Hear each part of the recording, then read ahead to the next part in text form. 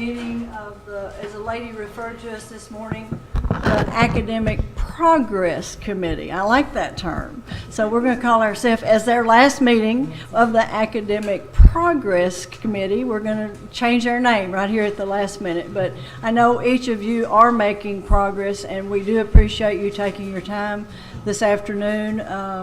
For some of you, it may have been interfered with 2 or 3 days off of, but nonetheless, we appreciate y'all coming in. We appreciate the sincere and honest effort each of these districts have made, and we hope that we have been helpful.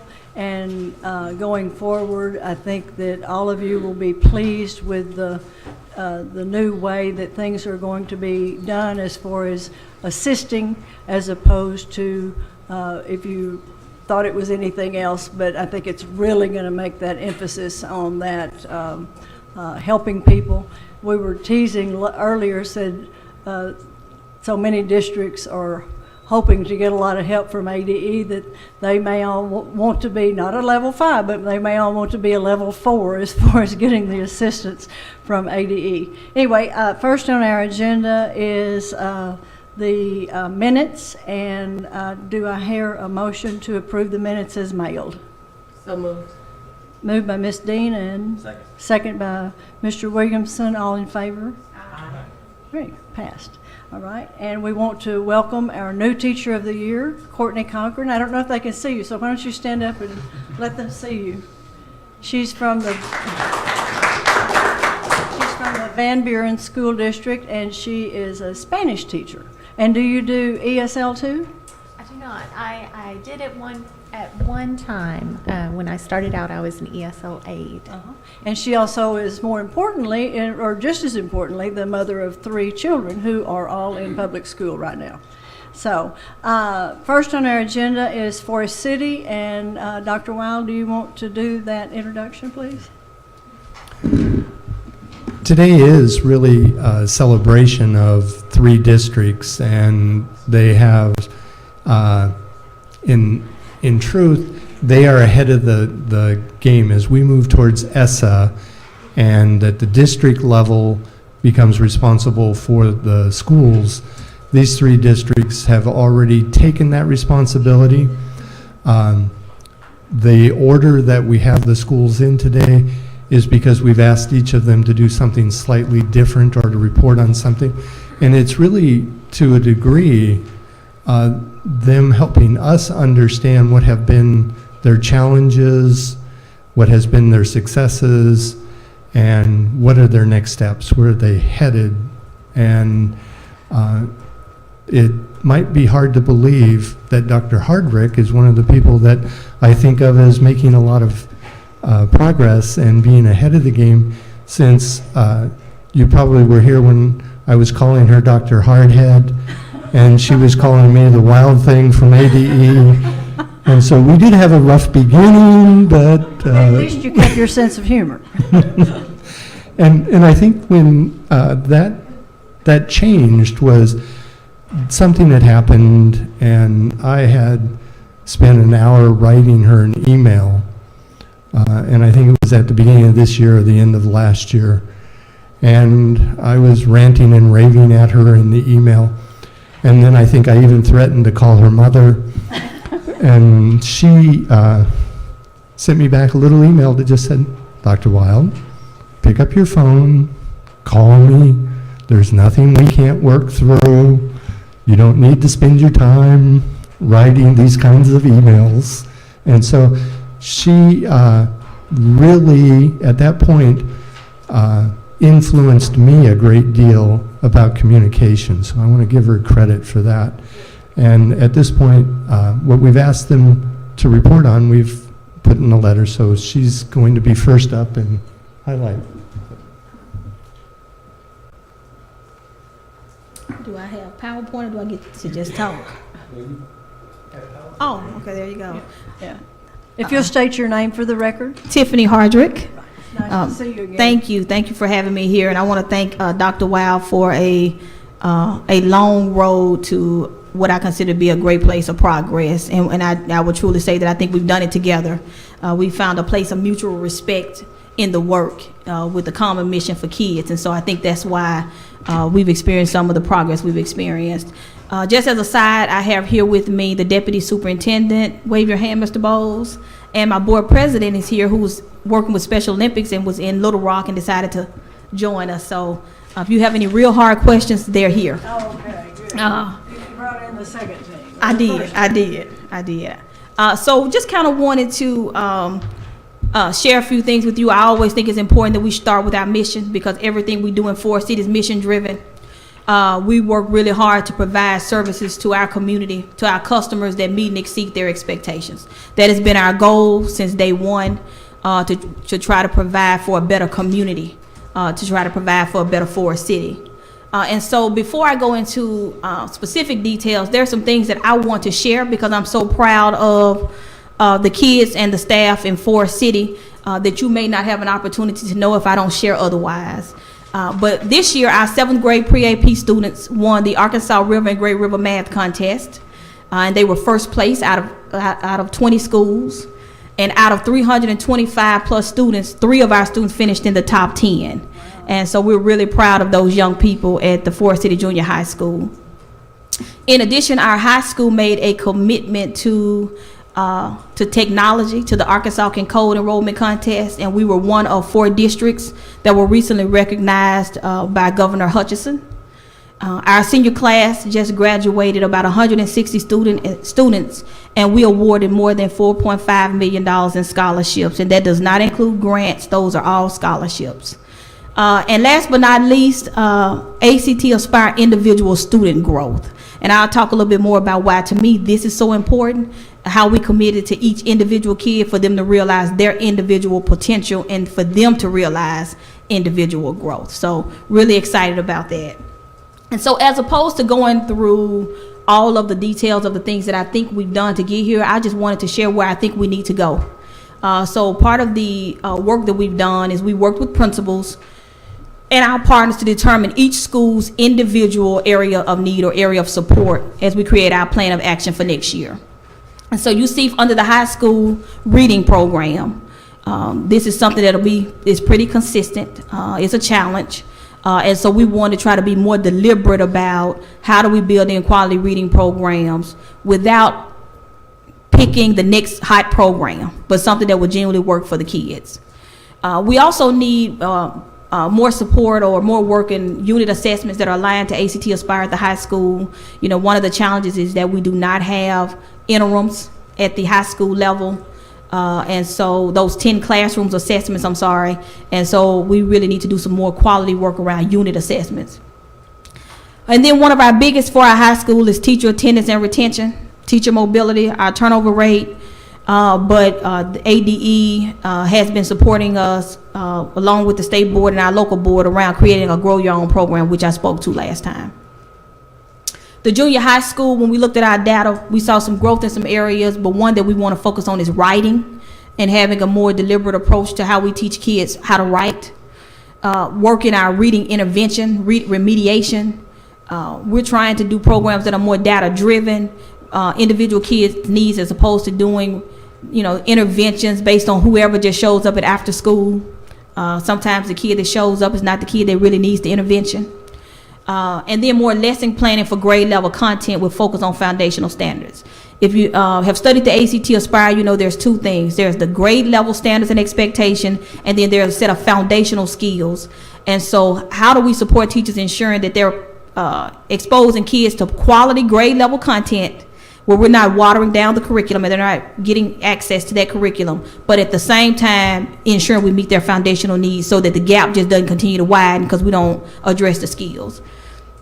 One of the biggest challenges that we had at the junior high school, and our data reflects this, that we had a change in an English and math teacher both in mid-year. And when you're a small district, that's 1 English teacher, 1 math teacher responsible for all the kids. And then we've looked at our STAR data, and we have to figure out how to close the gap before our kids get to middle school, to the junior high school, because they're entering our middle school behind grade level. So some work needs to happen there. With Lincoln, we look at our literacy program, kind of speaking to This is our 6th grade academy. Speaking to my point with junior high, our kids are entering junior high behind in reading and writing. So we need to take a holistic approach to our literacy program there. And then truly understanding the middle school model. This has been an extremely big push for me. I don't think we do a good enough job understanding the stages of development for middle school kids and understanding what's misbehavior versus what is age appropriate behavior. And then coaching and development of math teachers. In a teacher's defense, we have a certification that says 4.8. And so if you're a 4.8 certified teacher, you may have taught, or K8, you may have taught 3rd grade your entire life, but I need a 6th grade math teacher. You're up. And so how do we support those teachers into gaining the skills that they need to be quality math teachers? And then, our challenges pretty much are some of the same with the junior high school, ensuring that students that are in our after school program are the students based on the data. So we've had an opportunity to really study where kids are on the ACT Aspire, and so we need to target what kids are coming and for what specific interventions, right? So when you look at, for example, English, there's 3 areas within English. So do they need conventions? And then we need to focus that way. We do this work, we try to be very creative in Forest City, and we try to follow all the rules while we're being creative in Forest City. And so when we can't find internal coaches, we have brought in external partners and coaches. And so we work with 4 gentlemen who each have a designated area in English, maths, for middle school and for high school. And both they operate as district leadership team members. So together we analyzed the needs and created strategic plans over the summer to help define what partnership support looks like. And then those partners work with the school leadership teams driven by the principal to determine what strategies will be implemented throughout the year. And then in addition to that, all those providers have a relationship with the district leadership team. So they serve on that committee as well. And the way that we have determined effectiveness is we have adopted the approach from Thomas Guskey. And Thomas Guskey has a roadmap for how do you evaluate quality professional development. And so we've been able to adapt that model to external provider effectiveness because there's such a strong connection between their scope of service and professional development expectations. And there are 5 levels, and we've tried to really focus this year on levels 4 and 5. So here's an example of the 5 levels. And so our first year, we really pushed trying to figure out levels 1 through 3, right? How are teachers feeling? What are they learning? And Forest City was going through a lot of supports, a lot of change. So are we providing support through the change? This past year, we were able to really focus on 4 and 5. Are teachers really gaining knowledge and skills that are needed? And we were able to do that through direct observations and teacher PGPs. And so we were trying to document the improvement of the program content, curriculum. Do we have the right things in place?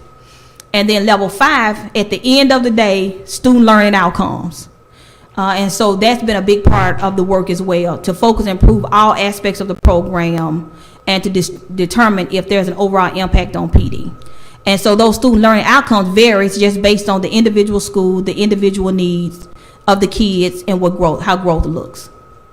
And so as a result of that, this is just kind of a very quick chart to show you that when we just compare grade to grade, on our ACT Aspire from last year to this year, we experienced growth in basically every grade level except 7th grade, where we saw a negative impact because whether it's a partner, good leadership, there is no substitute for good teaching.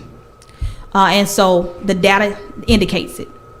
And so we're using this chart to talk a lot about what are we going to do as we move forward to next year. And so this is just really proficiency, grade level to grade level. This chart that I have color-coded for you, this is to me what all the work is about. And so we looked at individual student growth by grade level. And what we found based on the report that we ran in ACT Aspire is that 60 to 70 to 80% of our students, depending on grade and content, had high to average growth in that content area. And so even if we had students that were in the close category, in need of support, and exceeding, who all experienced average to high growth. So we made each individual kid better, right? There was value added there. And then with there, the low growth is there in yellow, and then the average of students that did not show, where there was no growth, averaged to be about 6 to 7%. So we know the work is the right work. We know that it's about time. It's about true implementation, about creating a quality plan of action with the right teachers, and we believe that, that we can get there. So just kind of as next steps, we're going to continue to implement a plan of action to grow our own teachers committed to the community, and we spoke a little bit about how AD is supporting their work.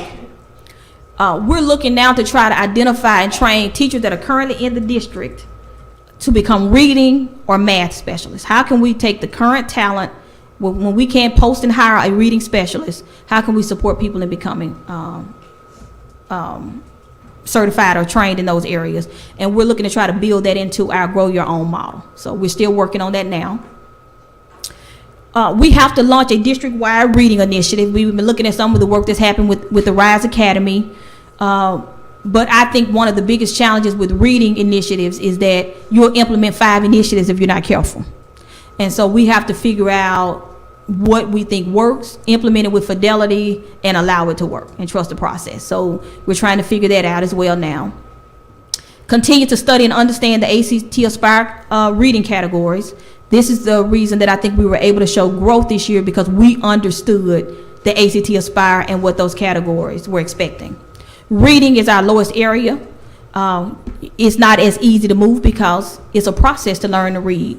But one of the things that we think could help is if we could have more exemplar reading passages and stems, because when you currently do the ACT Aspire interims, you can't see the reading passages. You can only see kids' answers. So if we can kind of understand and make sure we're putting quality passages in front of kids that meet the bar, we think that would be of great help.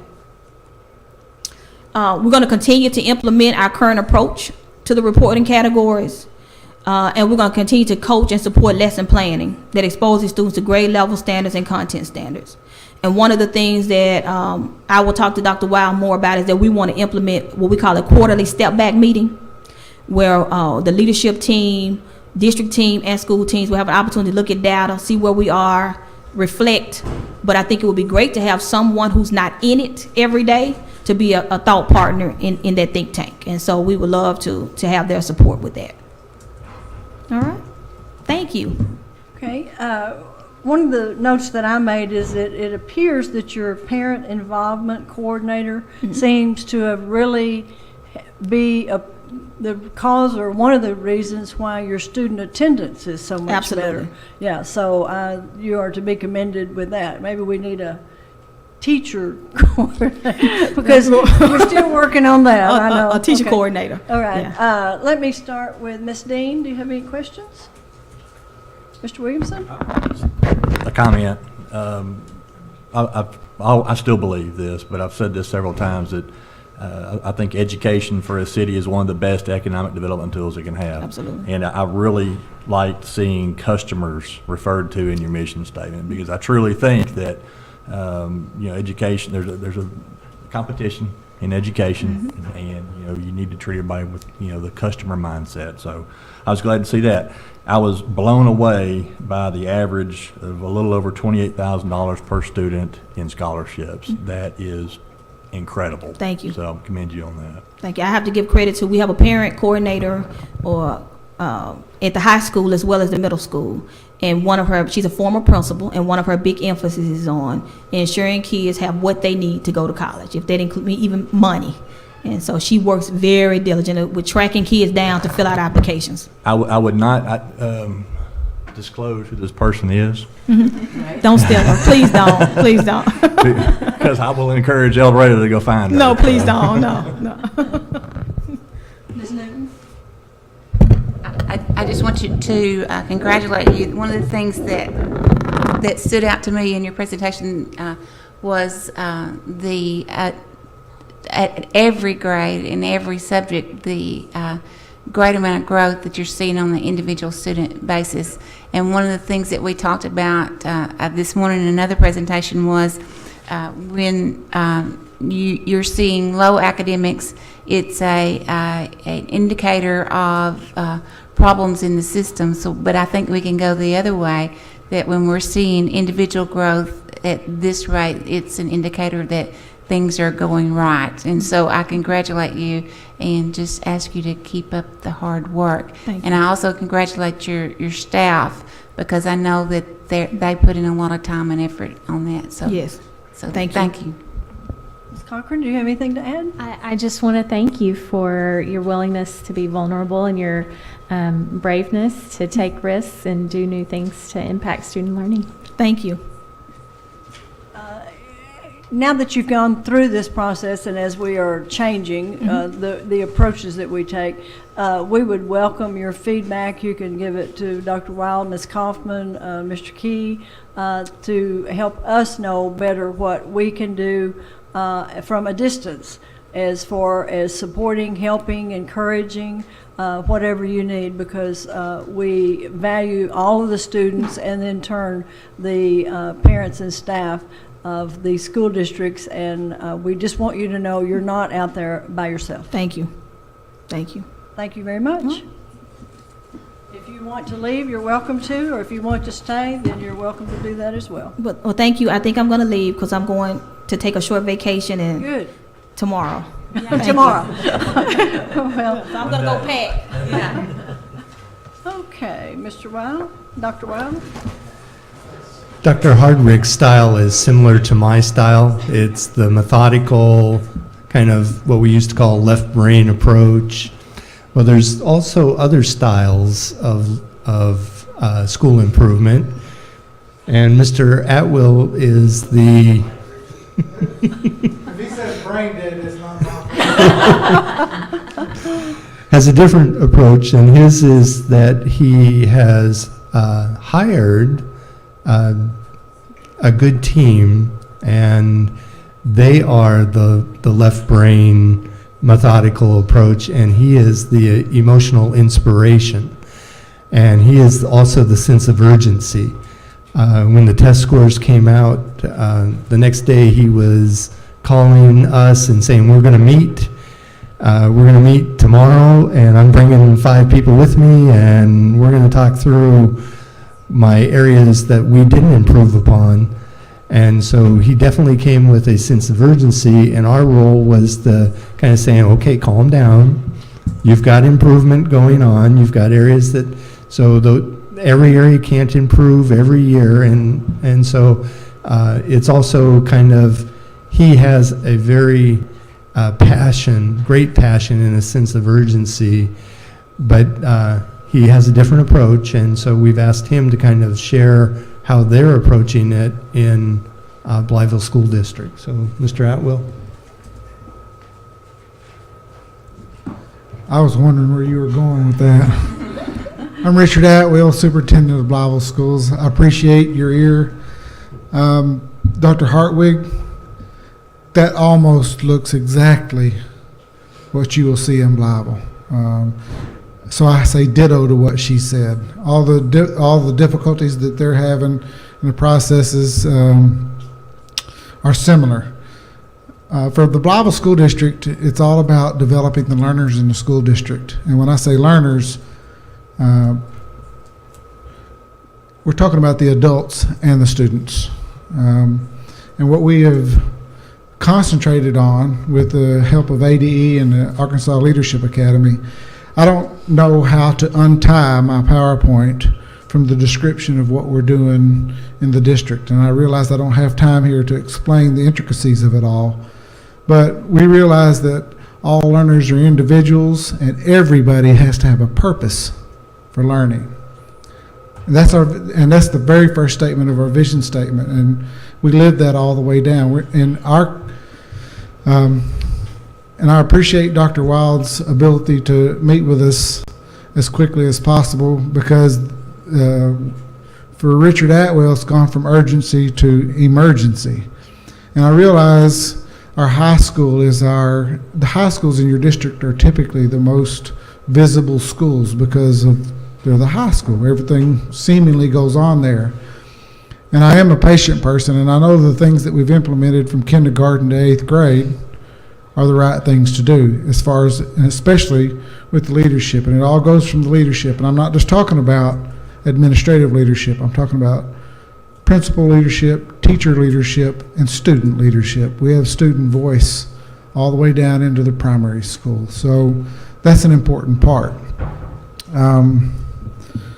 I'm just going to go ahead real quick and cover some of the facts. I've only got 6 total slides, and this is the first one, so it's not going to be, I broke it down into 4 basic areas, and what I'm going to talk to you about is how we've partnered with Arkansas Leadership Academy and with the School Improvement Division of the Department of Education.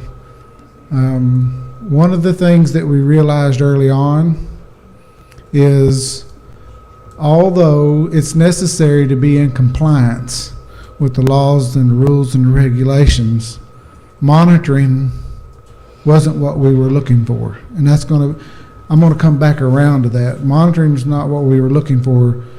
Intervention is what we're looking for. Dr. Hartwig, I think, touched on it perfectly. We're in it every day. It's like losing your keys. If you have a spot that you put your keys each day, and then you don't put them there the next morning, you can look around in all those spots that you think you left them, and you keep making the same mistake over and over and over again until someone comes in and says, hey, look here. So that's actually the end of the presentation as far as the things that the department could offer for us in partnership with what we're doing with Arkansas Leadership Academy. In Blytheville Public Schools, this is all about support. If we have a school in trouble, then the district is in trouble. That's my view, because it's a systems approach. They're only as good as the information and supplies and resources that we give them. And the greatest thing that we could give our schools is the human capital. And that's built on relationships. Some of the things that we've decided to do with teacher attendance and support, we have been blessed. And I'm going to tell you, we've been blessed with some waivers from the department or from the state board. And I have realized in the last few short weeks that with that knowledge comes a great deal of responsibility. So we're looking to modify our calendar to prevent burnout, do our school year in chunks. That won't happen this year, but we're looking at it for next year. Mrs. Zook, I think you touched on it with Dr. Hartwig. I think it was important to note that my district stakeholder involvement director is as important as anybody else on my leadership team, because having parental and stakeholder buy-in in that process right there will make it or break it. They'll burn you down or they'll lift you up. So that process is well in order, and I'll get to that in just a moment. Our Personnel Policy Committee met with the last legislative session. 52 policies were altered, and this was number 53. They suggested unused sick leave. We've had due to school business or long-term illness or just regular teacher attendance problems we've had. They suggested this, go from half a day substitute pay to a full day in reimbursement. They figured that would be an incentive for teacher attendance. Here on June 13th, we passed a 7.11 mil increase, which we were very happy for. 2.5 of that is for teacher raises. So the teachers in Blytheville will see anywhere from a 4.5 to a 6.5% raise in the coming, not this coming year, but the next year. So we were really pleased with that. The district decided to purchase, these are just small things that would help with teacher attendance. The air evac, they purchased that for everybody in the district, this board did. And then the things that come close to my heart are increasing the mentorship with teacher leaders or IFs in the professional learning communities. That statement right there is so massive. It's we're in the process of getting away from instructional facilitators because the leadership process has become so effective in the instructional process with the teachers taking ownership of that. So we're able to use these people,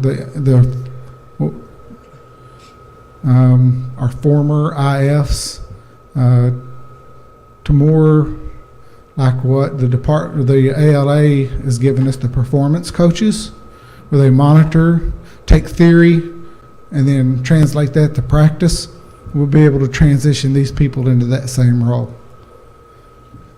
Which, when people have support intellectually and professionally, they tend to want or feel a greater sense of responsibility at being worked the next day.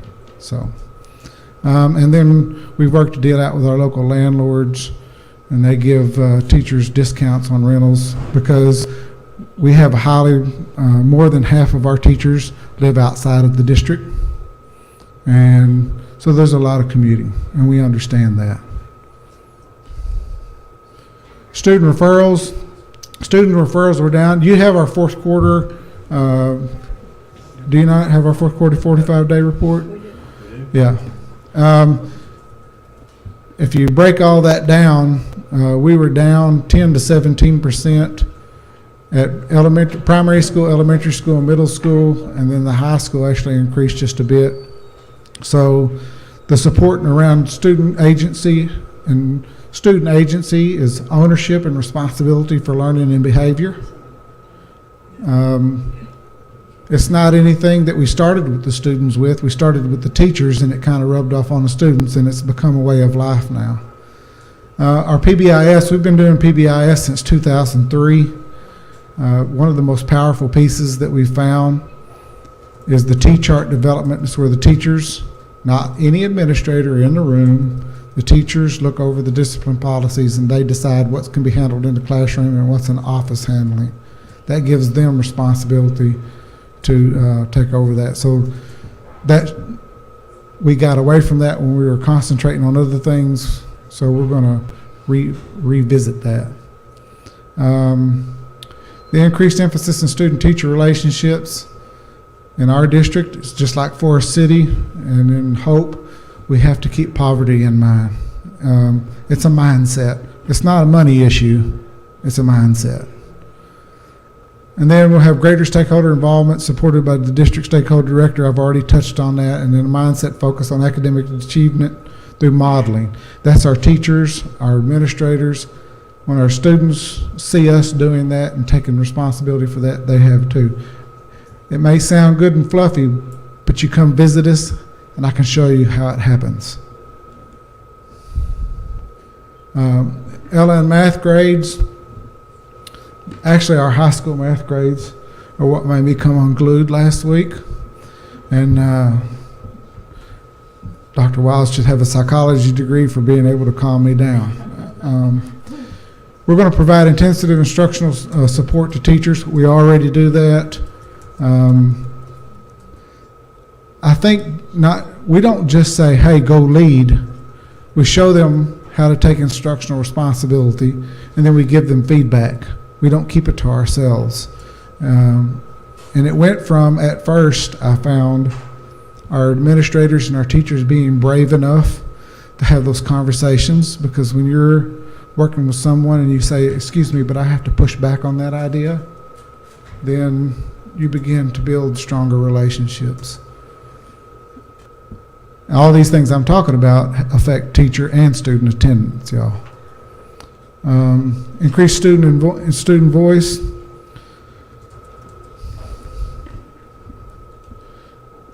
The student voice piece is probably the most powerful piece, and I can give you examples. I know we have student voice in the middle school and the high school through Arkansas Leadership Academy with the local community college, but that's not the student voice I'm talking about. The student voice I'm talking about is, do I have time to give two quick examples? Two quick examples. Used to have a lot of fights, 15 or 20 a year at Blytheville High School. The students said, we want this to be a safe place to go to school. They said, they approached me. They approached the principal. I talked to the principal. They approached me. They said, Mr. Atwell, you give 10 days every time somebody gets in a fight. Well, they just keep coming back, keep fighting. They said, why don't you give them 10 days, or 5 days the first fight, 10 days the second fight with recommendation for expulsion. That was 3 years ago, and this year at Blytheville High School, we had 0 fights. Except for the last week of school, 2 8th graders on step-up day came up and wanted to fight, and the students stopped it and said, "This is not the way you behave at our school." And those of you who are laughing, that's not how you behave here either. So they own it. And then the second student voice thing I'll give you real quick. Between class tardies, I'm old school. And for me, it was like, I always blamed it on the teacher. If nothing's happened in the first 5 minutes of class, why get to class on time? Well, I believed that. The students quickly informed me that I was wrong. They got 5 minutes between classes. They said, "Why don't you guys play music the first 4 minutes over the intercom system, and then when 1 minute comes, we'll know we got a minute." And it went to almost nothing again. It's that simple. Their ideas. Adults don't know everything. That complicated. We're not as thick as we smart we are. We're going to support our schools to acutely focus on teacher collaboration time, not just prep time. I realize we all have to have that, but if we've got someone helping us, it's going to be more rigorous. The develop performance coaches to translate theory into practice. ALA is already modeling that for us, and that's what we're going to use our IFs for in the future, and then increase the teacher awareness of student post-test performance. We did not find on our interim exams, as Dr. Hartwig pointed out, we didn't get to see the reading portion of the ACT Aspire interims. So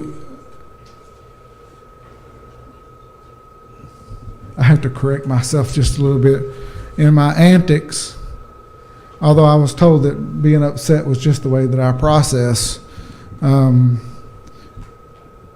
didn't find much correlation between the interim assessments, what they predicted for us, and our actual scores, which actually there was more correlation in 3 to 8 after I sat down and looked at it, because I was still upset about the high school situation, but there was not much correlation in the high school, what we thought we were going to get and what we actually got. So we're going to revisit that.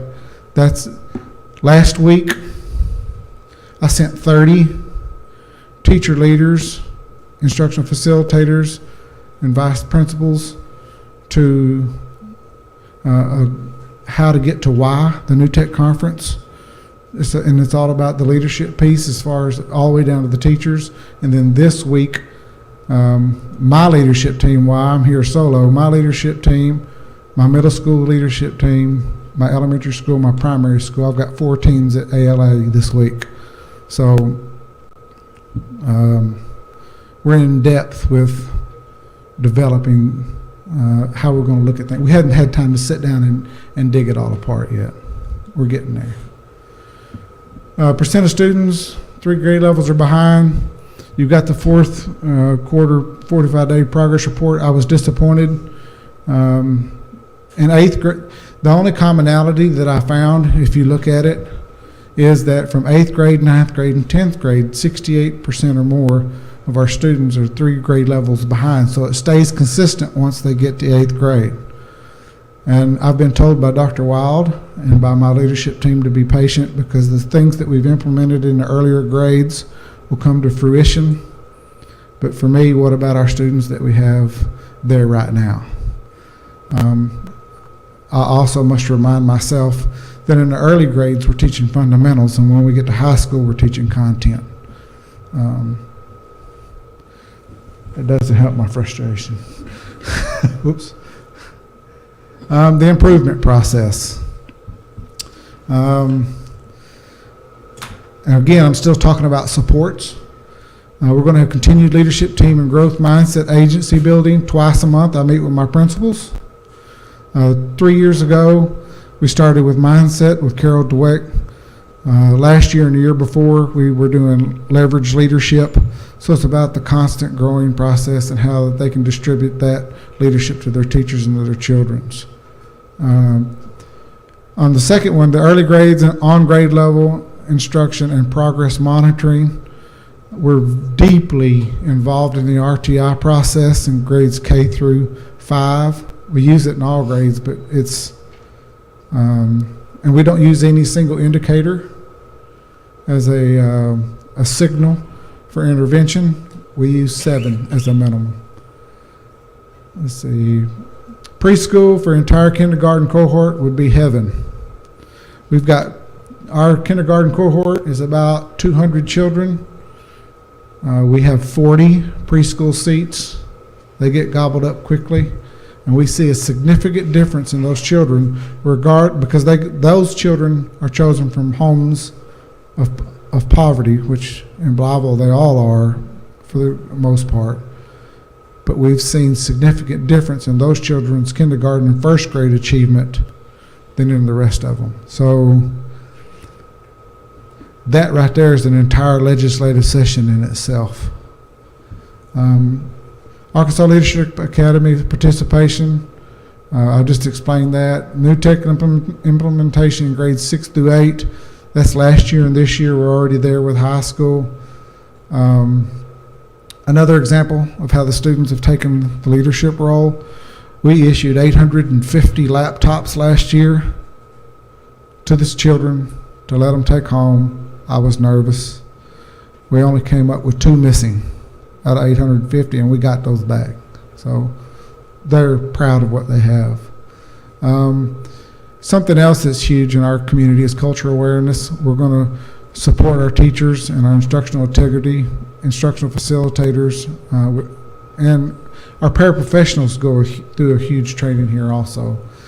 And then we're going to model civility and pride in academic achievement in students and adults. The students, it's rampant at the high school, the pride, the civility, the academic achievement, expectations, which kind of speaks in opposite to what, I got to get past it. The scores were representing to us, but in the lower grades, that fervor for learning, we're catching it on fire. I mean, it's very strong.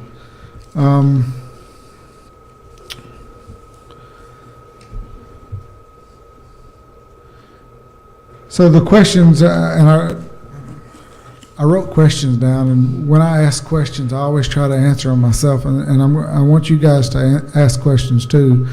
But the whole purpose of what we do on an intellectual level in Blytheville, intellectually speaking, is we're reaching for those who haven't been sought.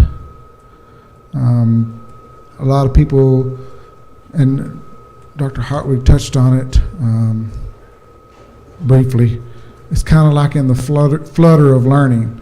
I told Dr. Wild, do I value the input that I get from the Department of Education?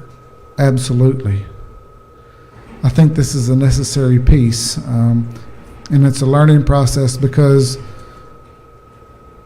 the better we get at what we do, and then when the department can come in, when Commissioner Key and his people come in and look at what we're doing and can see it can help, and we can respond to that accurately, then we all learn something, and the people who benefit from that are the children.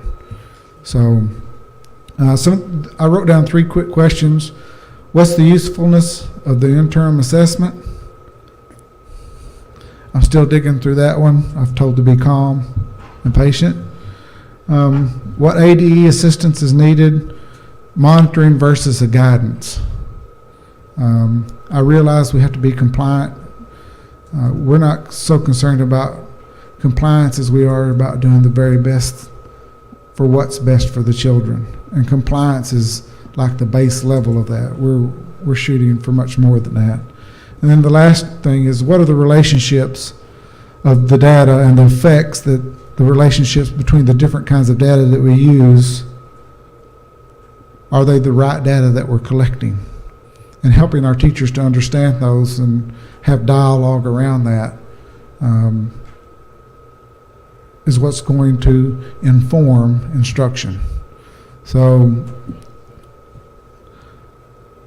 depth of knowledge with the students and the adults and how we're looking at that. Our leadership teams are very strong. Our teachers take leadership. This is a whole long, I can stand here, he probably wants to go home. But I can stand here all day and explain the process, and it's all about getting to the why. Why? Why? Giving somebody, the adults and the children, a purpose for learning. Very good. Thank you. Mr. Williamson? You covered it well. Okay. Ms. Newton? I want to first thank you, and then I want to encourage you that, I understand where you're coming from. I have gotten test results before and gone home and cried and got over it and then cried some more. I understand, but I also want to applaud your caring for, I still call them my babies, those high school kids, not giving up on them. Because, a lot of people say, wait, but, you're making changes and it'll eventually get there. But I understand what you're saying. What about those kids that are there now? And so I applaud your efforts. Keep up the work, because even though it's not showing up in a test score right now, you're making a difference in those kids' lives right now. They are, you're saying they've got a hunger for learning. You're seeing a difference in culture. Those are life-changing things. Those are good things. So don't get discouraged and think that you're not making a difference in those kids' lives. You're going to have some of those babies come back and tell you, thank you for what you did for me, because you made a difference in my life. And so keep it up. Don't give up. We've all got ways that we can improve, and if you keep it up, those scores will come along. It may take a while, but they'll get there. So just keep plugging along, and you'll eventually get there. Well, we're not going to give up until death grips us. There we go. Ms. Cochrane? Culturally responsive teaching is really close to my heart, so I really like that that's a focus, cultural awareness in instruction. And, teachers need for schools to be the place where they go to get recharged. And it sounds like you're really working to make that happen for everyone by calling everyone a learner. And you said that we could come see how it works. And I'd love to take you up on that. When you come, can you teach algebra? Because I still need an algebra teacher. You probably don't want me to do that. No, okay. Ms. Dean?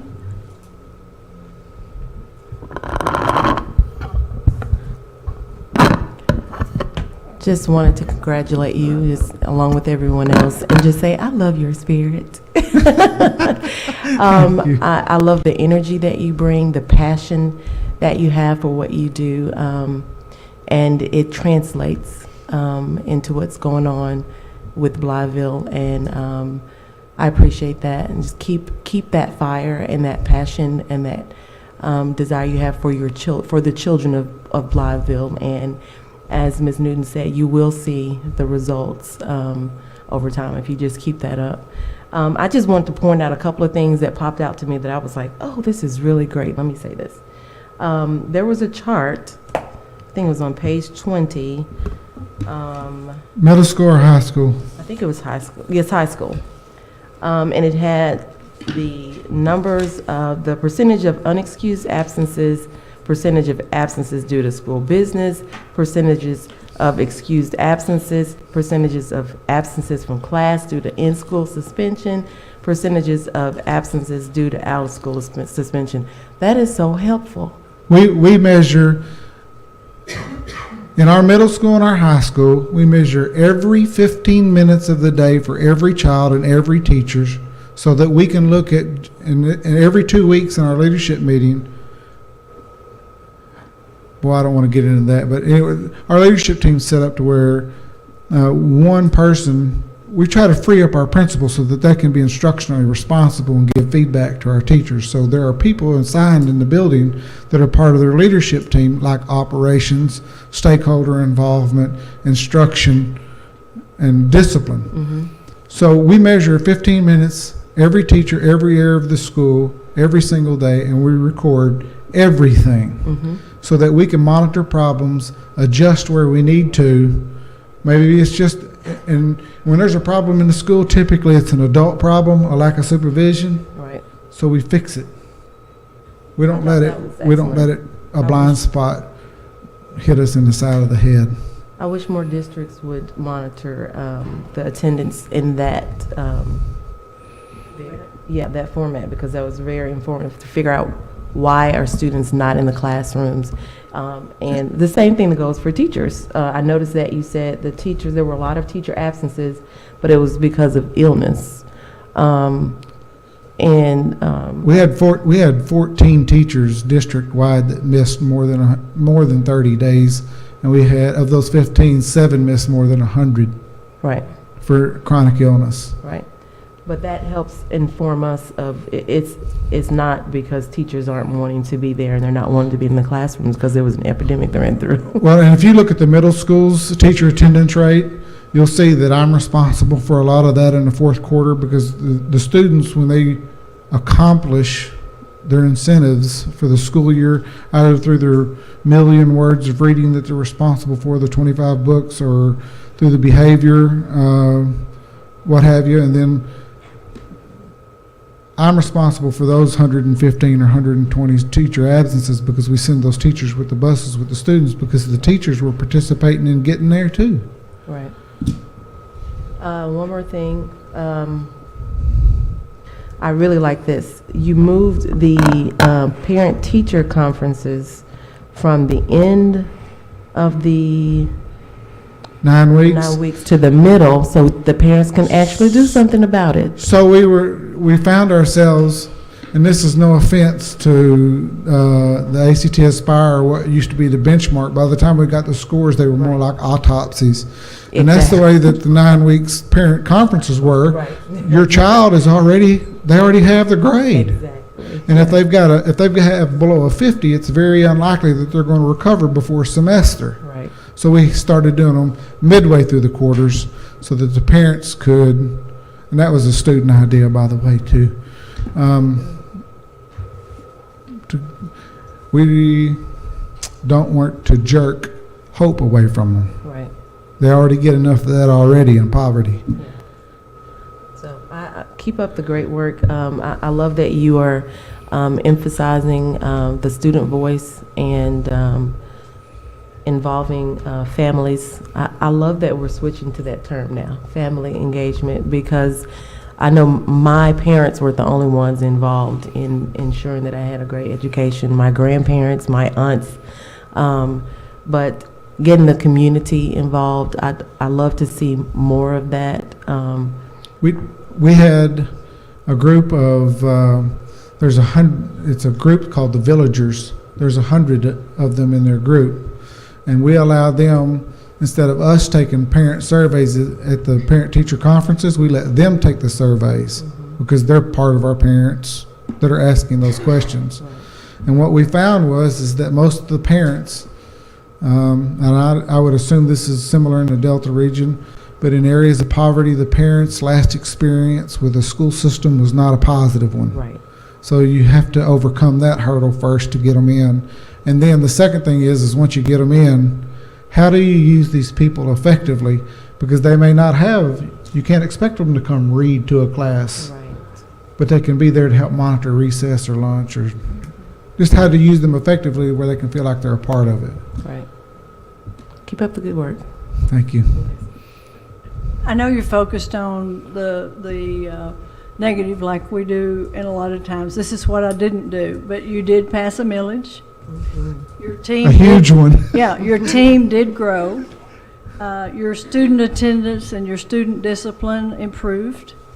And I talked with the Marvel Elaine superintendent, because they got that big write-up and all the notoriety because they did such great things with their elementary. And I said, what about when those same kids got to 7th, 8th, 9th grade? And she said, the best I can tell you is this: if you work out in a gym and you get really good shape, but you don't continue to practice and keep those muscles toned, she said, what we're finding is they have the skill, but because they're not reading regularly, because they're not reading for pleasure, then the skills that they have are losing their muscle tone, That's right. basically. So, that may be what the districts across the state are dealing with, is the kids that are 13, 14, 15 are doing things other than keeping that muscle toned. So, but please focus on the things that you are doing well. You yourself have grown, improved. You from the beginning, you did the old fake it till you make it. You brought the attitude in of, I'm going to be positive about this, until the point now that you are positive about this. And I do appreciate that. It's noticeable, and I hear lots of good things from your community. So Well, thank you. Do well and go forward. And if we can help in any way, and you aren't the only district who is pointing out that the things they're getting from the interim are not the things that they think would be most helpful to them. So Ms. Smith and her team are aware of that, and we don't know if it's a need of more explanation, a different approach, or what it is, but they are listening, they are responding, and so you should get feedback on that. I appreciate that. And one last thing on the interim thing, I find fault with some of the things that we do also with the interim. We have to stress, as the adults in the school, necessity and enthusiasm for the test, because if we don't do that, then the children they take it too lightly. Do you understand you understand what I'm saying? So we have to make sure we're doing our part so that they take it seriously and put forth their best effort. I'm quite sure that it's not reflective of what our students can do, but that's something that we're looking at. What is our ownership piece in that? So. And thank you so much. I know Thank that you.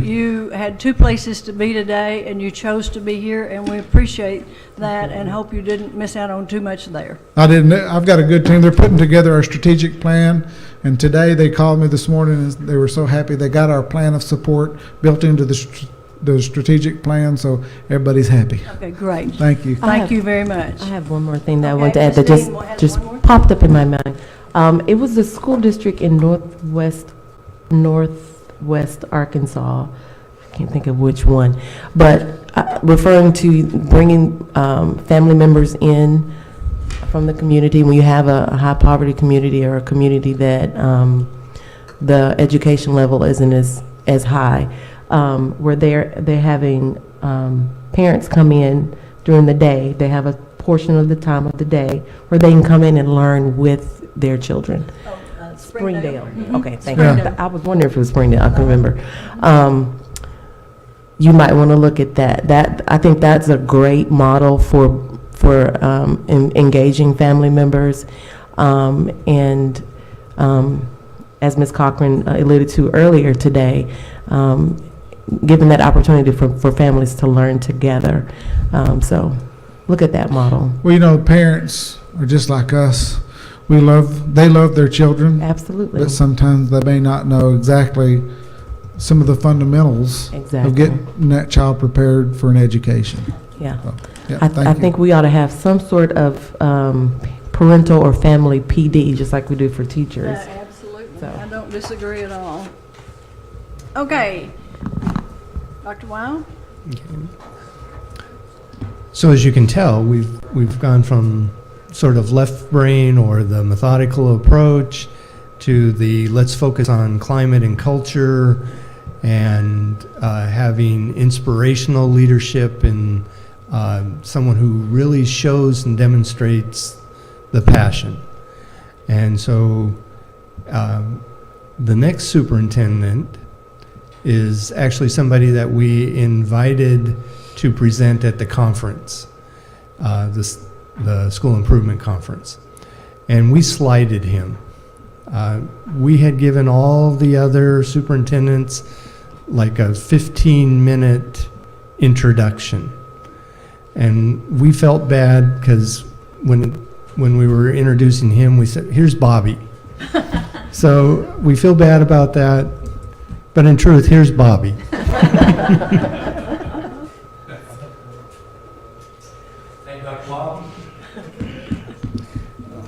Bobby Hart, superintendent of Hope Schools in Hope, And you Arkansas. didn't make us mad yesterday. Well, so good. We're all still happy. I was withholding payment from our attorneys until I got clarification. So you might want to do that. Now, trust me, if I could, I would, I assure you. Just real quickly, I will say this, I find often with this board that the superintendent and the educators can do as good or better job of presenting the Sure. case for a school district as bringing in attorneys. Sure. Because we're not attorneys. So we can talk school and education and plain old talk better than we can listen to attorneys. attorneys speak. Don't get me started on attorneys. No, Dr. Wild is correct. I did get slighted. Jim Rollins spoke before me, and Dr. Annette Barnes, introduced Commissioner Key, and everybody just spoke real glowingly about the person they were introducing. I mean, I expected doves to fall from the sky with Jim, and and it's like, okay, here's Bobby. Dr. Tony introduced me, and it's like, here's Bobby Yard from Hope. And I was like, wow, she is. So we started the day you all started this afternoon with Dr. Hartwick, and so you've gone progressively worse in terms of looks. So I'm probably the ugliest of the three. I don't think so. We started our process, and I want to thank you for having us today and inviting us back. I think we've made some real progress. I want to talk real briefly, and I promised, or Dr. Wild made me promise, that we would keep you guys at a minimum of 50 or 60 slides, so I don't think we'll be that long. No, we're going to try to be real quick. Our purpose for this conversation is on the slide there in front of you. We want to talk about some of our district-wide improvement plans, the external support selections that we've worked through, our actions surrounding school culture, how we want to measure success, and some challenges. We may not get to everything, but we definitely want to let you know where we're coming from. I think this sums up our approach to school improvement, or as a district. I had to learn a couple of things real quick. I can't do this by myself. And my building principals can't do it by themselves, and teachers can't do it by themselves. Everybody's got to work together, and I don't care who gets the credit. I don't mind being the guy that has to stand in front of you all and defend our actions. That's called being the leader. But I don't care who gets the credit. So we've all taken that approach. Let's just get the job done. In a lot of ways, this is kind of our, I think that a lot of organizations feel this way. We don't care where we're going. We're just kind of ambling around. We don't really know what our mission and vision is. And the designation of the school improvement designation caused us to really have to step back and say, okay, are we really accomplishing everything we set forth in our district mission and vision statements? And I'll show you that, our school board sat down. We sit down every 6 months and we reevaluate where we are in regard to our mission and vision statements. Are we living those mission and vision statements? And we were kind of lying to ourselves, to be honest with you. We weren't creating world-class students or world-class learning opportunities, and we feel like we were trying to, but we weren't always producing world-class citizens. I've attached there, I'm not going to bore you with our strategic plan, mainly because it's really simple. It's 12 or 14 pages, but it's put forth in a way I can understand it, and so it's pretty simple. It's in a list. Let's do X, let's do Y, let's do Z. But it's there and available. Our guiding principles, we talked about those as a district quite a bit. And these are the things we feel like should happen every day in our classrooms. I'm not going to read each one of those to you. We have more there. But what we realized was that the data was telling us something. Not just our student achievement data, but our survey data from parents, from stakeholders, that we weren't living our mission and vision.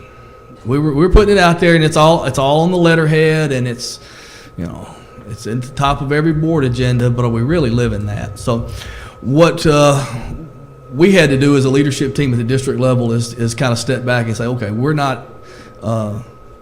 The data is what it is, and let's don't try to paint a rosy picture that it's something it's not. It is what it is, and let's move forward and try to make adjustments to what we are. We found that we had too many things going on. We're a high poverty district. and were performing poorly. So therefore, there are providers, I'm sure you've never met any of them, there are providers in this world that know that there are some school improvement monies that are out there for us, and there's title money out there for them, and there's NSL dollars available, so everybody's got a magic bullet. Well, over time, the district had so many bullets that none of them were magic, because there is no magic bullet. We realized that we had too many things going and not enough focus on the fundamentals. I go back to, do you need to take a break? I'm sorry. Okay. No, I just said, was that rain? I heard a noise. Okay, I wanted to be sure it was of a natural cause. Well, it's a great, if we got to go, this is as good a place as any. But we realized, that everybody had something they want to try to sell us, and that's all they wanted to do to us was sell us something. It wasn't to really help us. Academic struggles weren't new. If you go back 5 or 6 years, I know when I came into the district 5 years ago, the high school was in year 6 of school improvement. Now, the only way that they didn't go to year 7 is the flexibility waivers kicked in. But for some reason, and I don't know. Well, I do know, but it's just the wording. We complain about the academic distress label, but that tag gave myself, building principals, and school boards a little bit of some teeth, to be honest. That hey, yeah, they will come get you. They will. The state has the autonomy to do some things, and you need to pay attention. And the things we're asking you to do as administrators is not just because we sit around and dream up ways to make your life miserable. It's to better the improvement or the outcomes for our kids. Again, there as far as our organizational health, I will say that we had our Burl Henry campus. This has nothing to do with academic distress at the high school, but our Burl Henry campus was listed as a focus school for 2 years. I'm not a statistician, but I know 2 years worth of data that's positive enough that there's a very real chance that they'll come off of that list, and we're excited about that. But we knew we needed to establish a new and a clear strategic focus that dealt solely with student achievement. So that's when we look at our strategic plan. That's goal number one. Our action goal number one is student achievement, and then we list those things that are going to help us improve student achievement under that. We needed to go from just managing schools to supporting schools. It wasn't enough for our building leaders to just know that the buses were going to run on time and that lunch was this time. Guys, you've got to be the instructional leaders. I have to be the instructional leader as far as the district level goes. While we all, I think, say that, until you start living it, you really don't understand how difficult it is, because you still have to juggle all those managerial things. So from a district level, you're juggling that hat of the financial side and the reform side constantly. Which is going to reform practice? Which can we afford? So we knew that those were some decisions we needed help with. Our high school struggles were an indication that we had problems at all other campuses. Students don't just arrive in the 9th grade and all of a sudden decide to be, 3 grade levels behind. Our data told us that we had an instructional problem and a culture problem at all of our campuses. Yeah, some of them were making, strides to stay above the line, if you will, but our instructional skill level was lacking. A guaranteed and viable curriculum. When you ask, and this was heartbreaking, or it was aggravating. Richard talked about keeping us cool on test data. I had to keep mine whenever I ask a 4th grade math teacher or 4th grade teacher, what is our math curriculum in a PLC conversation? Well, I get some stuff from teacher pay teacher, and I get this, and so wait a minute, guys, how are we teaching math? And we had to have, and this was before the academic distress conversation, but we needed a guaranteed and viable curriculum. In 4th grade math, there may be, or in high school math, Algebra 1, I may be teaching 2 teachers side by side, different classrooms. One's teaching curriculum A, the other's teaching curriculum B, and it's just a happenstance by computer assignment who gets what. And every kid needs to have guaranteed this is what we're going to do. So we've developed and worked really hard. We've selected over the last 2 years. 2 years ago, we utilized Eureka Math as our math curriculum. It's been an interesting year for our math folks, but what it has pointed out is just what we knew all along, is that there was we had good teachers who had good, strong math content, but teaching it was a real struggle. And that's, I think that's probably can be seen statewide. But it's really visible when you change curriculums and you put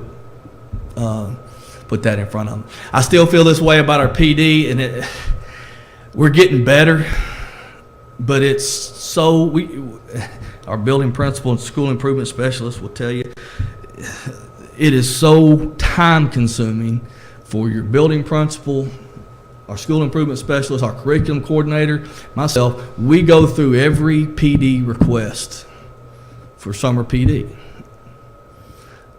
It's amazing the number of times we've had to go back to teachers or go back to principals and say, hey, tell me how this PD is going to impact student achievement. You know, for years and years, and I know there's some teachers on the panel, PD was just, I got to get these 60 hours done. We can't continue to do that. It's got to be focused and driven, because you're right, you've only got 60 hours. We require 60. The state only requires 36 now. So that was a big thing for us, is let's narrow our focus. We've only got so much time and we've only got so many resources. Let's be a little more specific.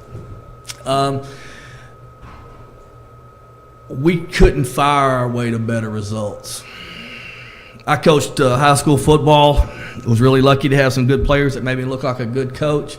And I worked with a guy that said, don't cuss the squad. That's the only players you got. And we have to be that way with teachers. I can complain about, I wish that their performance was better. I wish that they could produce some better results. But our students' lacking doesn't fall solely on their feet, but that's the one thing that we can control, is the quality of the teacher we put in front of our students.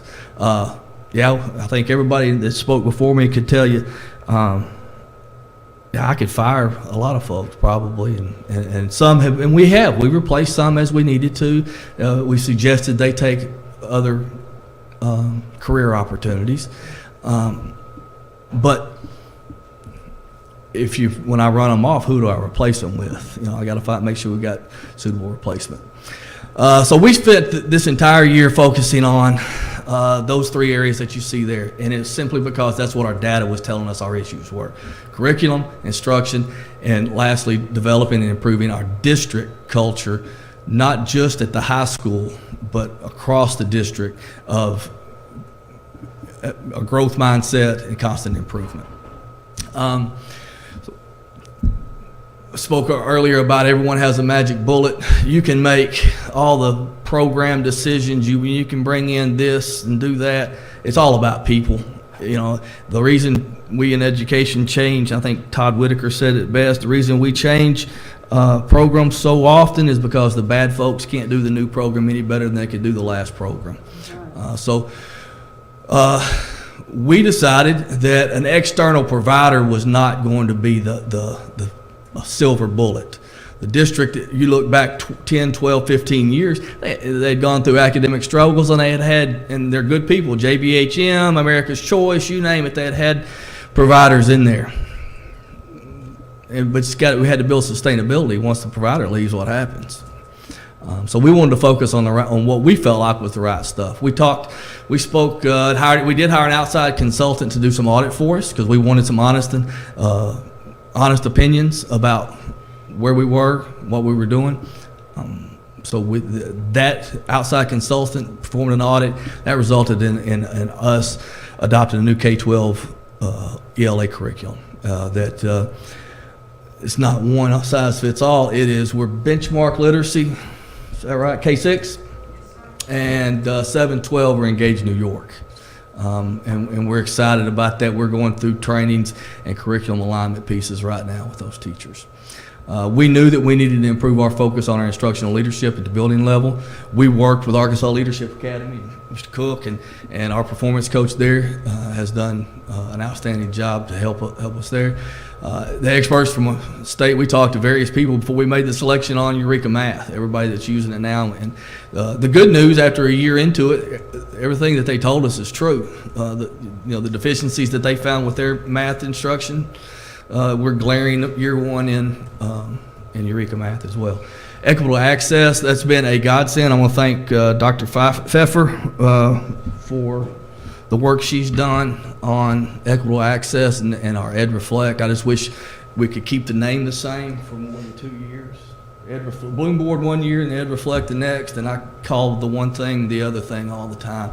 But that being involved in that process has been great for us. We've had a coach for the last 2 years that has helped our staff to try our building principals to work through the evaluation tool, but not as an evaluation tool, because that's not really and truly, that's not what it was created to be. It was created to be a coaching model. So we had to, what we've done, and this is a question, these are questions that we've done throughout the district.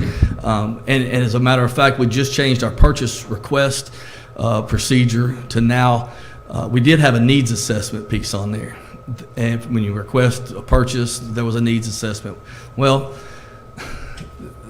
everything is done in a rush, and so many times I had to send those things back because, hey, I want a needs assessment. Tell me why you need this, and it slows things down a lot. So we tried to simplify that. We tried to listen to folks and simplify that some. We just started this process, but in selection of providers or any program, we looked at those 4 questions.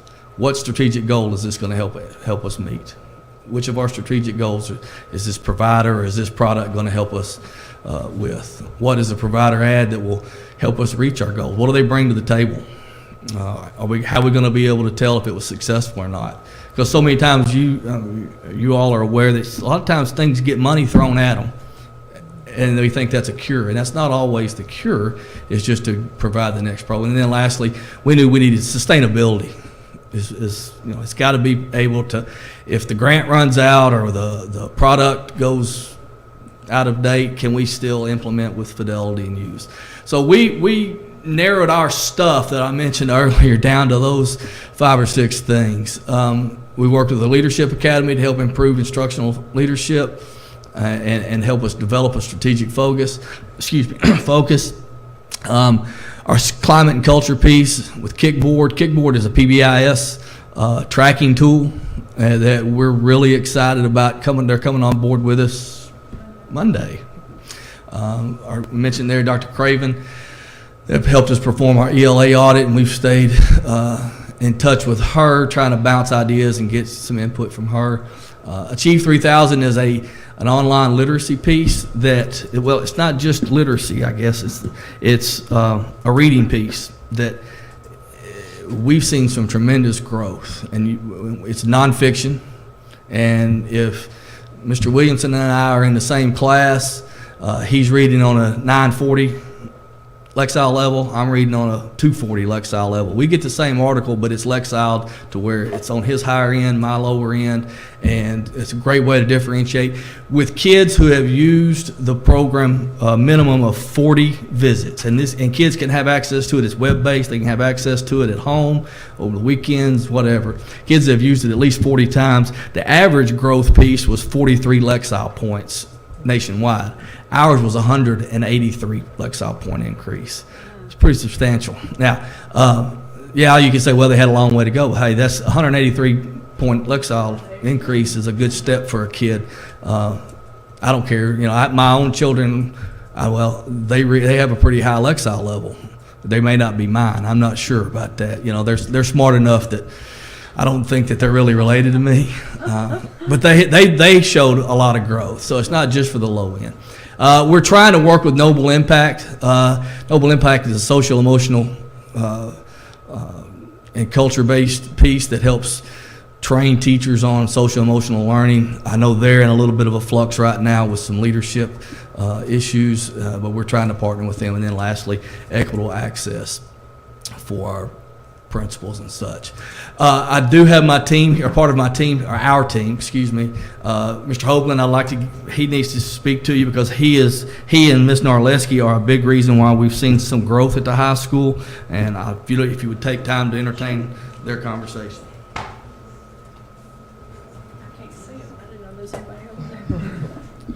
Hello, I'm Bill Hoagland, Hope High School principal. I just have 3 slides. One of the things that I learned about data, especially data that's released to adults, taken from adults, is that they're trying to tell you something. You may not always know exactly what it is, but they're trying to tell you something. So they've told us we have a problem with school culture, and we came in knowing that there were some issues there. Arkansas Leadership Academy, and in particular Jerry Vaughn, has been a great help to me trying to understand what some of that data actually means. So we needed to put some processes in place for us to be able to handle some of the issues, especially with a first-year principal, a new team, new assistant principals, coming into a situation where we had issues. So one of the things they helped us do was come up with just a way to visualize kind of the structure that we needed to set up before we could really get many things done. I do want to just comment on a couple of things from our last visit at that still run clearly through my mind. We got us a great parental involvement coordinator halfway through the year. She's done a phenomenal job. I want you to know that Instagram is hooked into Facebook, to Twitter, the whole thing, and she's done wonderful. In fact, we had a meeting last night for band parents and probably had as many parents in the room, but not only parents in the room, but alumni of the band, stakeholders in the community that are excited about what's going on. And to me, that's as pleasing as anything that we've seen. So just the structure of how things look, Arkansas Leadership Academy has helped us with, and that's just a diagram of where we are. Our Student Voice Committee is just off the ground from their 2 sessions this last year. We're looking for more from them, but we have a great core working on that. I really think that's one of the most positive things that's happened at the high school, just because students are telling us what they want, and we're listening. So I think you've got to pay attention to the data. We know that our organizational health at the high school is not as good as it could be. One of the things that we did with the results from not only the surveys about what teachers feel, we looked at it versus what students feel about teachers, and then we looked at it from the survey that only involves one person, my self-efficacy. And they got to see all that. They got to see how I rated myself. We started the conversation with, you can't hurt me any worse than I've hurt me. But they got to see where I need to work on different areas. I think that's important for staff to know, that the principal understands that there are areas that he needs to improve to help them improve. So one of the glaring things is we had this disconnect between what teachers thought of students versus what students thought teachers thought of them. We've got to correct that imbalance, because I call a teacher in, I know they're passionate, they care about their kids, they want them to do well, and then you've got a kid sitting in the front row that doesn't think you care. We've got to fix that. So we've had those discussions, and our strategic plan includes some things to address those kind of issues, because children of poverty, according to Donna Beagle, you have 18 seconds when you meet them to convince them that you care. That's a pretty short amount of time. Our teachers know that now. But by the same token, if you haven't done well in that 18 seconds, How do you recover? What do you do? Where do you see that kid outside of your classroom? What do you do to show that kid that you're interested in their life? Those are the things we want to work on as far as culture between our staff, all our staff, and our students.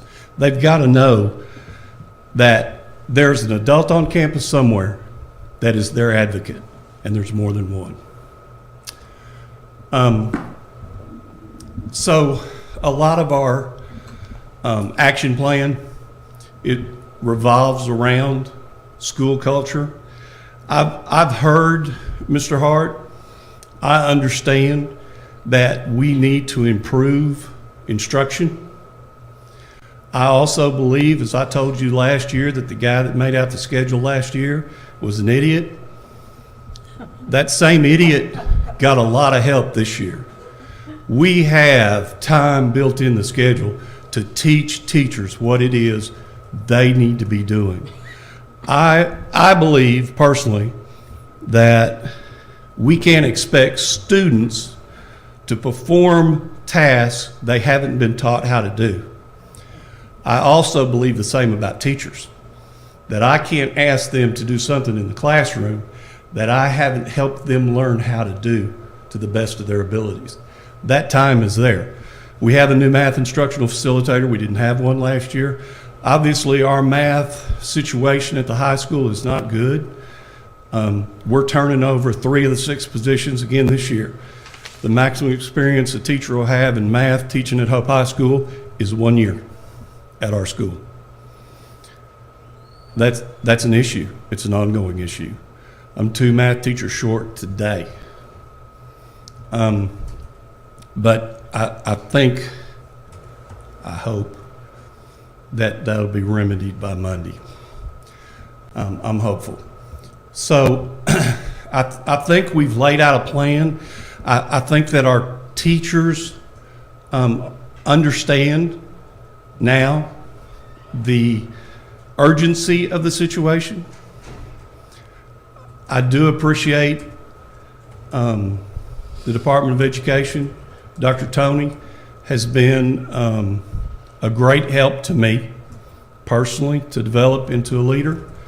I appreciate Dr. Wild and his efforts, but I didn't want to finish without saying that I believe that the Department of Education really reflects Commissioner Key in the fact that I don't hesitate to call someone now because I know I'm going to get an answer, and I know they're not going to say, "You're fired." You can call with a problem and at least get answers. And lots of times, they'll steer you to a direction that'll keep you out of trouble. So I appreciate that, and I think that's a compliment to the board and to his leadership. So I really appreciate it. Obviously, our test scores, and I wouldn't want to leave without addressing those, are not what I want them to be. They're not what I want for our kids. I do want to say one thing about our kids. We graduated 147. 53 of those kids graduated with 688 college credit hours. Wow. We tested our 9th grade students this year. 50 of them qualified to take some kind of college class their 10th grade year. We don't have all of them in yet, but I called our career coach yesterday and I said, "You need to get up here and you need to get these kids in college." That's a focus area for us. We can't help our community any better than to have a kid graduate with college credit already. So we're proud of that, and that's a partnership with SAU Tech and University of Arkansas Hope. So we really appreciate them and what they've been able to help us with. You said that just like Johnny wrote it. That's really nice. Hello, I'm Carla Dollansky. I'm the School Improvement Specialist for the District of Hope. When we sat before you or stood before you last, we knew we had major issues going forward. So we started having fierce conversations. I had them with the superintendent, I had them with the principal, I had them with the teachers, K-12. So what we did is we took a district-wide approach. We wanted classroom observations with feedback on a weekly basis, 10 minimum per principal and assistant principal. We looked at the analysis of the ACT Aspire data. We wanted to know where are the holes. We saw some correlations when we got our Aspire results back. They were low.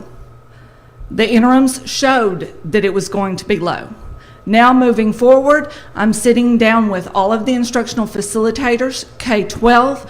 We're identifying our weak areas. PLCs, we need these structured and focused on teaching and learning. I don't need them to be something of managerial tasks. I don't need us to look at who's going to do recess duty because Susie's going to be off for the next 4 days. Teaching and learning only. And then, as Mr. Hart mentioned, we had an audit of school improvement, which led to the realignment of the literacy curriculum K-12. I want to tell you how we did that. We brought in teachers and administrators, K-12, sat down and reviewed everything we could get our hands on for ELA curriculum. Did we need to piecemeal it? Did we need to develop our own? Do we have the capacity to develop our own? And as a team, we decided on benchmark literacy, phonics first, and Engage New York. We have looked at everything from a district level all year long. And we've taken ownership and said to ourselves, this is an issue. The students are arriving at Hope High who is in academic distress, 3 grade levels or more below in math, in reading, in comprehension, and how are we going to fix this? District-wide. That's how we're going to fix it. Focusing just at Hope High School. We did lose an assistant principal for the upcoming year. He's going to be a principal at another campus. And so now Coach Hoagland and our assistant principal, they will have a minimum of 10 observations conducted in the core classes weekly. We have a new math consultant. She is already on board. She's been looking at our data. She is working with our math team to realign the math, find the focus areas, and build curriculum. PLCs, they're structured and they're focused. And let me tell you how we structured and focused them. First of all, we've applied for the PLC pilot program. It's a grant with Solution Tree and the ADE. But our master schedule, Coach Hoagland did bring in people to look at the master schedule. At high school 9-12, if you teach at Hope High next year, you have a planning period for 45 minutes. And you have a PLC period for 45 minutes, 5 days a week. You will meet with the instructional facilitators. We will look at curriculum. We will look at pre-test, post-test data, interim assessments. How are we building this, and what strategies are you using in order to meet the standards? Everything's realigned in literacy, and we have added a critical reading course for 9th and 10th graders. Students who are 3 grade levels or more below, I sat down with the literacy specialist and we identified the students. We got the data from incoming Yerger and HAP students, and we identified the students who needed the critical reading course. So not only will they have an English language arts class, they will have a critical reading course also. We thank you for your time, and if you have any questions, we'd be happy to answer them. I'll start with Ms. Dean. Thank you. All 3 of you may want to stand up there just in case, so you can tag team each other. Just be sure to speak into the microphone. Yes, ma'am. Thank you. I think that's great that you have, let me start with this. That's great that you have a new parent coordinator. That was one of the first things that I saw. I was going to say, yay, that's wonderful. I have this note on my computer that has what you said last year on it. Wonderful. All year long. Thank you. I appreciate that. And I'm sure the students appreciate that because they're the ones that are going to benefit Absolutely. in the end. Along that vein of family engagement, parental engagement, I noticed that you had surveys from teachers and from students about their thoughts, certain sets of questions about the climate of the school. I think it would be good to add a parent survey. What do the parents think about the climate of the school? Because we talk about teacher retention, but we also have to think about parent retention, because if you lose the parents, you lose the students, because they're going to pull their children out, and they're not going to be engaged. And then in the end, the students lose. So I think it's important to know, what do the families and what do the parents think about the environment of the school? I think their voice needs to be heard when it comes to that. I love that you have adding a teacher of the month. I'm just going to throw that out there. Add a parent of the month. That positive reinforcement for family engagement. Just the same way you do things for teachers, where you want that positive reinforcement for teachers being engaged. We need families engaged. We want parents engaged. So let's do that same sort of positive reinforcement. A set of criteria for what makes, what criteria says that I'm an engaged parent or I'm an engaged family member. There should be a set of criteria that says, well, if you're doing these things, then that pretty much lets us know that you're engaged. That way people have something to work toward.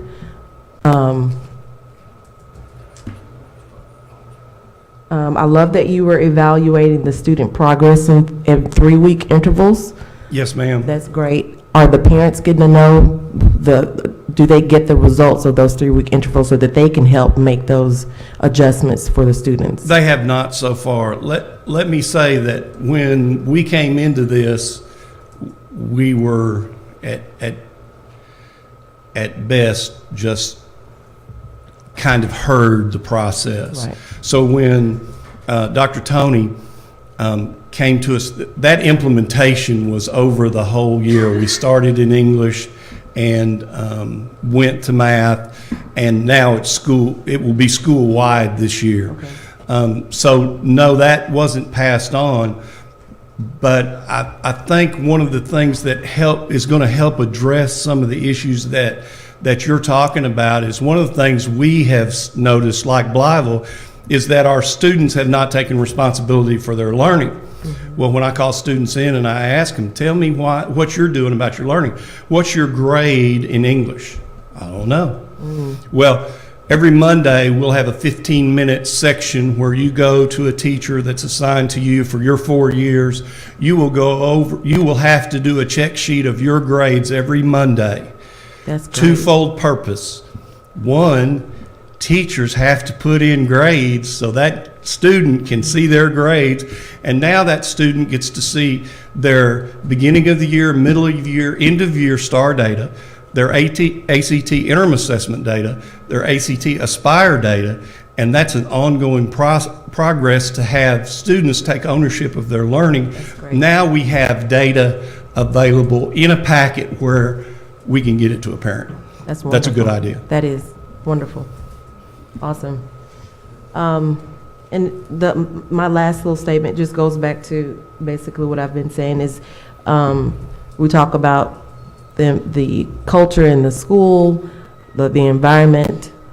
We want our students and our teachers to have a better relationship, the collaboration there, but we also need to know that the parents and the teachers need to have that relationship, and that's going to be a good step toward helping our students. I don't want to delay too much longer because I know you all have lives that live outside of this boardroom just like the rest of us. It's the most important thing to us right now, so don't worry about that.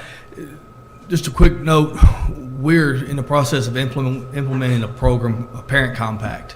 Okay. that, I think I mentioned to you a year ago, we were in the process of starting a new campus that was kind of a Hope Academy of Public Service, and then we'd stolen some ideas from the KIPP Academy, and one of them was the Parent Compact. We had some great success at that academy, and part of that reason is the parent involvement piece. And because one of the Parent Compact simply said, parents, you're agreeing to be on this campus a minimum of 4 hours a week. Or 4 hours a month, I'm sorry. So that's almost an employee. I got folks I'm paying that aren't there that often. You get that worked out, and we'll give you a long introduction. Yeah, that's right. We won't have to come back for a while. But no, and so we're in the process of, we saw that work, and it changed the culture. Of course, that was a new building, a little bit different atmosphere, but how do we implement that idea across the district? And, and in that building it was, well, if you don't fulfill your obligations, then hey, you may not be able to stay, your child may not be able to stay in this atmosphere. But we don't want it to be a punitive for the kid at the high school, but we need to find some way to make it. So we're searching for that, but I think that's something I want to point out to you. Thank you. Appreciate that.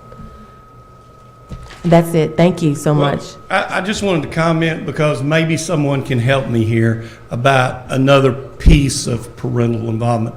I don't know whether people in the state at large realize schools with Hispanic population have students who are nervous, scared. Mm-hmm. I'm trying to find a way to put together a citizenship class for students and parents together to learn jointly. The new law about taking a civics test in 2018 to be able to graduate from high school, that is the citizenship test. We already give that a lot for our Hispanic kids in our civics class. That's part of our curriculum in the civics class. Well, now, just think if we could expand that to students who are eligible for citizenship and also parents who are eligible for citizenship, or a way for an illegal parent to become a legal parent. What that could do for our community and a high school that has over 30% a Hispanic population. Sounds like a good idea for a School of Innovation proposal. It may well be. You might be the first school in I needed the academic commissioner distress here that was too. a School of Innovation. But things like that are important to our community, and I would have a partner in another part of the country wanting to see how we can partner together to do something like this. And we do have a career coach, and we do have a college there that admits Hispanic students largely to their campus. So now we need to find a way so we can make that happen in Hope. So that's one thing that's on the agenda. Ms. Cochrane? I think that's an amazing and noble idea, of course. She teaches Spanish. Citizenship is so complicated, so I would be interested to see how that works out. Well, it is, but we've had kids go through it and have helped them through that process, but how do we do it to scale? Yeah. To scale, that's the question. Definitely. May I ask just a general question about this? Is that okay? So I keep thinking of Ron Clark's book, Move Your Bus, and I'm wondering how is the district investing in those teacher leaders that will keep pushing the district in this direction, this positive direction? Well, I think one of the things that we have to do for teachers and what our schedule is going to allow us to do. I mean, we had a first-year teacher ask a question in one of our PLCs. What does good teaching look like? I've never seen anybody else teach. Well, we're going to have that now. We have that ability now to say, especially because our PLCs are aligned by subject, but we can take some of visible learnings, everything over 0.40 that is addressed in that book of being an exceptional or great practice, And we have identified 6 teachers on campus who possess one of those traits that's over that .40. So now we want those more inexperienced teachers or inexperienced teachers struggling in a certain area to go visit that classroom and see how that teacher uses that strategy to help her students in her classroom. Because we took a big picture approach to this presentation, but it's about our kids. It's about my kids. All 612 of my kids. They are my passion, my life. So getting teachers that confidence where they see another teacher do this, where they can have conversations, where we have 2 teachers working together right now that already have the new ELA lesson plan, curriculum map, everything for the first 9 weeks done, and are working on the second 9. They want it all done before they get to class, so they don't spend their planning time planning. They're spending their planning time with kids. How do I help this kid get better? How can I differentiate this? That's exciting. I don't know if you're on any of your on Facebook with Miss Abels, our current Teacher of the Year, but Miss Abels is really encouraging and helping people get what's called the Observe Me, and they put it on their door. So It's on my list. Yeah, that might. We'll have an introduction to it when we do our training coming back, and I'm anxious to see how many folks I can talk into doing Observe Me. I got the website and download everything. Your question stemmed, what is the district doing? I think providing resources, and by that I mean it would. They come into my office and they'll say, I need a teacher to do X, and I look at them and I go, guys, according to standards, we can't. Your 600 kids say we need X number of English teachers, and so tell me why you need that other person. So we've committed some resources to it. It's operating. It's not NSL. It's not Title I money. It's the blue dollars that come from our local funds. So I hope that answers your question. And I don't know if y'all are aware or not, but they're online and free. But Springdale, because they're bigger and they have a lot more staff, but they also have worked out for every standard, a lesson plan. So don't try to recreate the wheel, but share some of what you've done with them as well. Yes, ma'am, we sure will. And to address how we're working in PLCs to build the teacher leaders, I meet with the instructional facilitators in our district every month, and we do classroom observations. We're starting this fall. We're also taking time to have teachers go and observe other teachers in the Observe Me and give feedback, and take high school teachers to lower grades. Take the lower grade teachers to the upper grades, and let's build the vertical alignment also and give feedback to one another for growth. In sports we have farm teams, so basically primary school is your farm team for your secondary school. Ms. Newton? Mr. Hart especially, I want to congratulate you and your team. You've come a long way in a year, and part of it is your willingness to be honest about what you're seeing, and transparent and sharing, and realizing that there was a problem, and the only way to ever fix a problem is to see it. And you went in with your eyes open, and you looked, and you were very honest, and now you're looking at solutions and realizing that it's not going to be easy. It's work, and you're willing to take on the task. And so just a tremendous amount of improvement in a year, and in your willingness to embrace the process. I'm very appreciative of that. Everybody else has said Dr. Wild and his staff have been fantastic to work with, and we've gained a lot of support there. So I'm looking forward to another year's worth of that support. Well, it's a great job, and one of the things that I've been stealing ideas from you. I'm telling you've been seeing me take notes of things I'm stealing. So anyway, one of the things I did write down was one of the things that you said was you had a shift from managing schools to supporting schools, and I challenge you to take it even further, to take it from supporting schools then to supporting teachers, and then supporting students, or letting them support students. But Excellent. And again, I don't want to belabor the point, but when you look around, just the three of us that have been in here this afternoon, we all share some very common characteristics.